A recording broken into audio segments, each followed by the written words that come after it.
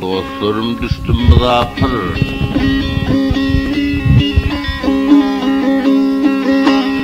Dostlarım düştüm mızafır, yurtlarımdan ayrılıp.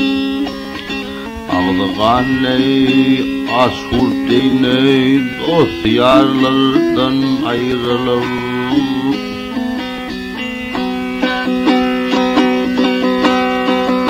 Derdime derman bolun ey, mertlerimden ayrılıp.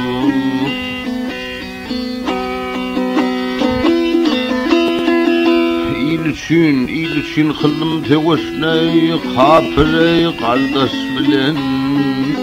Zalimin kanın esermeney, baldızıydı as bilen.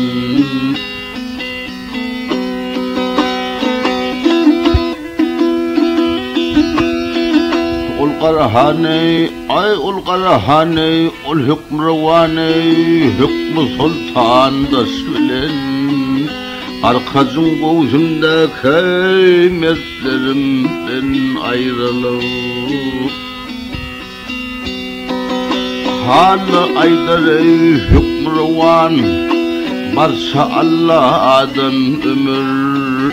Şu mazıl bir as toğuktur ey adamı oğlu denedir. Kervanları bir ferman, kervanlarının heykelidir. İllik ardımsıdır suratlarımdan ayrılıp. Ayrılıp ey ayrılıp.